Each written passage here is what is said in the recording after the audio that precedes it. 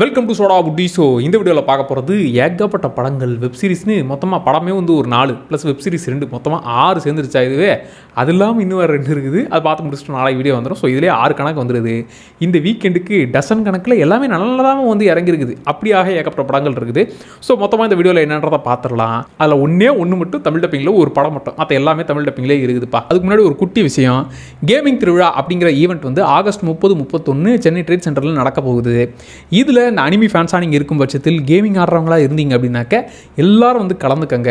அதில் வந்து நீங்கள் ஜெயிச்சிங்க அப்படின்னாக்க ஸ்ட்ரைட்டாக ஜப்பானில் நடக்கிற ஈவெண்ட்டு உங்களை அவங்களே தூக்கிட்டு போவாங்க. டிக்கெட் புக் பண்ணுற அந்த ஒரு லிங்க்கை நான் டிஸ்கிரிப்ஷனில் கொடுக்குறேன். 2 நாள் நடக்குது. ஸோ ஜாலியாக வந்து வெயிட் பண்ணிட்டு போகலாம். அந்த ஈவெண்ட் டீட்டெயில்ஸை பற்றி நான் டிஸ்கிரிப்ஷனில் கொடுத்துருக்கிறேன், செக் பண்ணிக்கோங்க. சரி, ஃபஸ்ட்டு வந்து இந்த தமிழ் டப்பிங் இல்லாத பேசி முடிச்சிடலாம். த சீஜ் ஹேட் தான் ஹை அப்படின்னு சொல்லி இந்தோனேஷியன் படம் ஒன்று. இது வந்து நம்ம மாஸ்டர் ஜேடி வந்து அந்த ஸ்கூலுக்கு போனால் அங்கே எல்லாருமே வந்து எல்லாரும் அவரை கடிச்சு கொதற மாதிரியே ஆளுங்க இருப்பாங்கல்ல, அந்த பசங்களை எங்கே திருத்துறது, அவங்க கூட சண்டை செஞ்சு கொஞ்சம் கொஞ்சமாக தானே மாற்றுவார். இதில் அப்பேற்பட்ட சூழ்நிலை தான் இந்த ஹீரோவுக்கும். இவர் வந்து இப்போ ஸ்கூல் டீச்சராக அங்கே போகிற இடத்துல பார்த்திங்கன்னா அந்த ஸ்கூல் பசங்கள்லாம் நம்ம மிஸ்கின் அவர்கள் சொல்கிற மாதிரி பொறுக்கிங்க சார், பொறுக்கி பசங்க அப்படிங்கிற அளவுக்கு அவங்க பண்ணுற அட்டகாசம்லாம், அவங்க மற்றவங்களை கொடுமைப்படுத்துறதெல்லாம் வந்து பார்க்கவே முடியாது. அதாவது படங்கிறத தாண்டி டேய் என்னடா இவ்வளோ அடியே அடிக்கிறீங்கிற அளவுக்கு கொஞ்சம் கொடூரமாக தான் பண்ணி வச்சுருப்பாங்க. ப்ளஸ் இதில் என்ன பிரச்சனை அப்படின்னாக்க, அவங்க இந்தோனேஷியன் பாய்ஸ், அவங்களுக்கு இந்த சைனீஸை கண்டாலே ஆகாது. சைனாக்காரங்களா அவங்கள சும்மாவே விட மாட்டேன்டான்ற மாதிரியே அவங்க 2 பேருக்கு ஆகுனா முட்டிக்கும். இதில் சைனாக்காரங்க சண்டை கூட அவங்ககிட்ட போக மாட்டாங்க, இவங்க தான் போட்டு வெளுவெளுன்னு வெளுப்பாங்க. இல்லை டீச்சரே இப்படி இருக்கும்போது நீ என்ன பெரியவனா, உன் பேச்ச நாங்கள் நான் கேட்கணுமான்ற மாதிரி அவர்கிட்ட திமிர்த்தனம் காட்ட, இப்போ இப்படி இருக்கிற பசங்களை இவர் எங்கேருந்து திருத்துறது, அவங்கக்கிட்டேருந்து இவர் சமாளித்து எப்படி வெளியே வராரு, என்னென்னலாம் கலவரங்கள் நடக்குது, அதுதான் மொத்த படமும். இதில் வந்து ஸ்டார்டிங்லேயே ஒரு மிகப்பெரிய கலவரத்தை காட்டுவாங்க. அதுலேயே ஓகே இந்த படம் மொத்தமும் இப்படி இருக்க போகுதுங்கிற மாதிரி அந்த இடமே பயங்கரமாக இருக்கும். அதுக்கப்புறம் பல வருஷம் கழித்து தான் இப்போ இந்த சம்பவங்கள் ஸ்டார்ட் ஆகுது. இப்போ இந்த இடத்துல இந்த பசங்கள்லாம் ஏன் இப்படி ஒரு மென்டாலிட்டியில் இருக்கிறாங்க, அவங்களாம் உள்ள மனுஷ ஜென்மன்றது ஏதாவது இருக்கா, இல்லை இப்படி முரட்டுத்தனமாக மிருகத்தனமாக தான் இருப்பானுங்களான்ற அளவுக்கு அந்த விஷயங்கள்லாம் பயங்கரமாக காமிச்சிருப்பாங்க. ஃபைட் சீக்வன்ஸ்லாம் இதில் 18+ சமாச்சாரங்களாக இல்லை. ஆனால் அவங்க சண்டை போடுற விஷயங்கள் ஒருத்தரும் இவங்க இஷ்டமேனிக்கு அடிச்சுக்கிறதுங்கிற மாதிரி அதெல்லாம் பார்க்குறதுக்கே ஒரு மாதிரி இருக்கும். இல்லை பல விஷயங்கள் அந்த மாதிரி இருக்கும்பா. அதனால் கொஞ்சம் ஃபேமிலியாக பார்க்குறது கொஞ்சம் முடியாது, தனியாகவே பார்ப்பது நல்லது. ஏன்னா இந்த படத்தில் பிடிச்சது வந்து, அதாவது இந்த மாதிரியான சமயங்களில் ஒரு ஹீரோ வந்து காப்பாற்றுறாரு, அடித்து திருத்தி இவங்களை பேசியே மாற்றிடுறாரு, அதெல்லாம் நடக்காதுப்பா. ஒரு ரியலான சுச்சுவேஷனில் அவங்க உயிர் பொழைச்சா போருங்கிற அளவுக்கு என்ன வேணாலும் நடக்குங்கிறத கிட்டத்தட்ட நம்ம ஒரு படம் பார்க்குறோங்கிறத தாண்டி ரியலாகவே இப்படி அடிச்சுக்கிட்டு மாறுறாங்களான்ற ஒரு ஃபீலெல்லாம் க்ரியேட் பண்ணாங்க. கடைசி ஒரு 1/2 மணி நேரம்லாம் இந்த டீச்சர் கிட்ட அவங்க எல்லாரும் பண்ணுற விஷயங்கள்லாம் பயங்கரமாக இருக்கும். ஏன்னா இந்த படம் நல்லா இருந்துச்சு. நடுவில் அந்த ஒரு மாட்டிக்கிட்ட மூமெண்ட் வந்து அந்த இடத்துலேயே கதையும் கொஞ்சம் மாட்டிக்கிட்டு ரொம்ப நேரம் இழுத்த ஃபீலும் இருந்துச்சு. பட் அது வரைக்கும் செட் பண்ணது கடைசியில் ஒரு 1/2 மணி நேரம் இவங்க முடிச்சதுங்கிற மாதிரி அந்த நடுவில் இருந்த விஷயங்கள்லாம் மறக்கடிக்கிற வகையில் மொத்தமாக ஒரு படம் நீட்டாக இருந்துச்சுப்பா. தாராளமாக ட்ரை பண்ணக்கூடிய ஒரு படம். என்ன தமிழ் டப்பிங்கில் இல்லை, பட் தாராளமாக ட்ரை பண்ணுங்கள். வைலன்ஸு கொஞ்சம் இல்லை, ரொம்பவே தூக்கலாக இருக்கும், அதை மட்டும் கொஞ்சம் பார்த்துக்கோங்க. 2வது படம் வந்து மாரிசன் படம். இப்போ தான் நான் ஓடிடியில் தான் பார்த்தேன். எஸ், நடிப்பு அரக்கர்கள்ன்ற மாதிரி இந்த பக்கம் வடிவேலு, இந்த பக்கம் பகத் வாசில்னு 2 பேரும் நடித்து தள்ளுறது. ப்ளஸ் அது இல்லாமல் டக்குன்னு பார்க்கும்போது என்னப்பா மெய்யழகன் 2.0வா, அது மாதிரி இவங்க 2 பேருடைய அந்த லைஃப் ஜேர்னியில் நாம் என்னெல்லாம் கற்றுக்க போகிறோமா அப்படிங்கிற மாதிரி தான் ஆரம்பிச்சது. ஃபர்ஸ்ட் ஆஃப் அப்படியே கலக்கலாம் ஜாலியாக போயிட்டு இருந்துச்சு. அப்படியே எதிர்பார்க்காத ரூட்டில் இது நீங்கள் எதிர்பார்க்கலன்ற மாதிரி வேறு ரூட்டுக்கு கதை திரும்பி போனதும் ஒரு மாதிரி வேறு ரூட்டில் போச்சு. அதுவும் எனக்கு கொஞ்சம் ஒர்க் ஆச்சுப்பா. ஓவரால் எனக்கு வந்து படம் நல்லாவே இருந்துச்சு. ஜாலியாக அப்படியே போட்டு விட்டு, அதுவும் இந்த 2 பேருடைய காம்போ ஒரு மாதிரி ஜாலியாக இருந்துச்சு. நான் கூட ஃபகத் ஃபாசில் அவரெல்லாம் அசால்ட்டாக தூக்கி சாப்பிட்டு வரோம். பக்கத்தில் இருக்கிறது வடிவேலுப்பா, அவரெல்லாம் சும்மா கிடைக்கிற கேப்பில் ஃபஸ்ட் ஹாஃபில் வேணால் உனக்கு ஸ்கோர் பண்ண ஸ்பேஸ் கொடுத்தாரு, செகண்ட் ஹாஃபில் அவர் ஏரியா தாங்கிற மாதிரி மனுஷன் செகண்ட் ஹாஃபில் அவர் கொஞ்சம் டேக் ஓவர் பண்ணிட்டாரு. ஏன்னா ஓவரால் வடிவேலு தான் இல்லை ஓவர் டேக் பண்ணி ஸ்கோர் பண்ணது.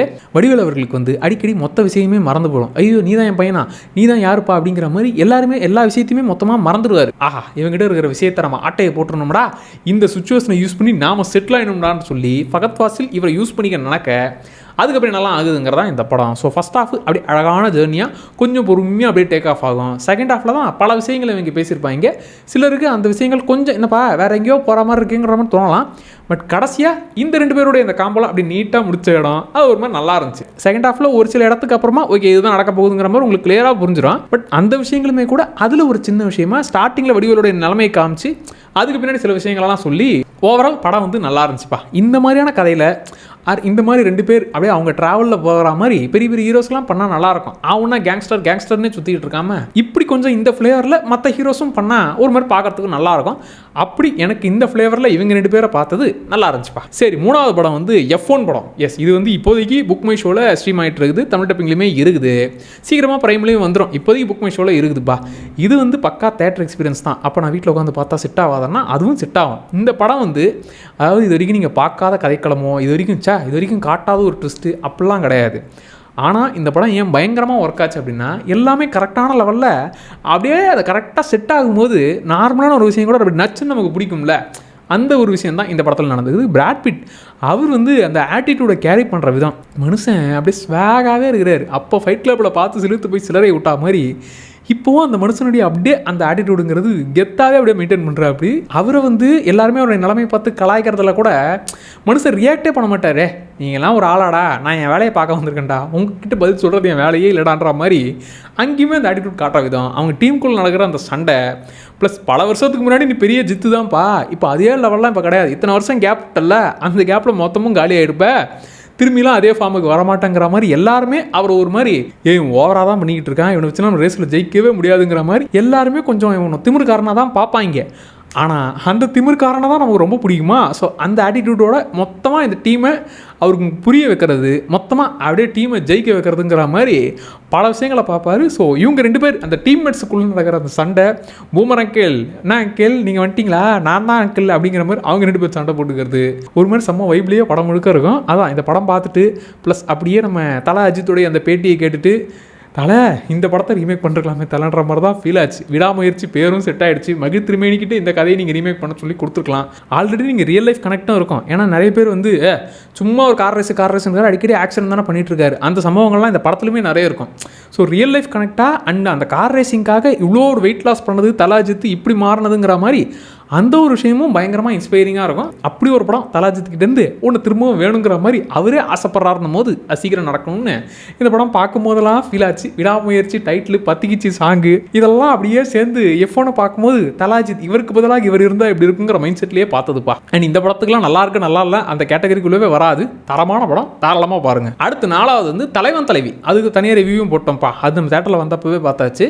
இப்போ ஓடிட்லேயும் வந்து விட்டது. ஸோ வீட்டிலேயே உட்காந்து ஜாலியாக குடும்பத்துலையும் சண்டை போடுவோம்பா, அந்த சண்டையை படமாக எடுத்தால் அதுலேயும் பார்ப்போம் பண்ணுற மாதிரி அவங்க சண்டை போகிறது நீங்கள் ஜாலியாக பார்க்கலாம். ப்ளஸ் தேட்டர்லனா அப்படியே படம் முடிச்சுட்டு ஹோட்டலுக்கு வண்டி விடுவீங்க பரோட்டா சாப்பிட. பட் இப்போ பரோட்டா வாங்கி வந்து வச்சுக்கிட்டு அவங்க எங்கள் பரோட்டாவை ரசித்து சாப்பிடும்போது நீங்களும் பரோட்டாவை சாப்பிட்டுக்கினே படத்தை பார்த்தீங்கன்னா என்ஜாய் பண்ணலாம். வெப்சீரிஸ் பக்கம் வந்தோம்னாக்க பீஸ் மேக்கர் சீசன் 2 வந்து விட்டது. அதுலேயும் ஜஸ்டிஸ் லீகு எப்படிப்பா அந்த கனெக்ஷனுங்களை மாற்ற போகிறீங்கன்னா மாற்றிவிட்டோம், இப்போ மாற்றிடுறன்ற மாதிரி ஜஸ்டிஸ் கேங்கா, சூப்பர்மேன் படத்தில் ஜஸ்டிஸ் கேங்கா வந்தாங்கல்ல, அந்த விஷயத்தை மாற்றி போட்டாங்க.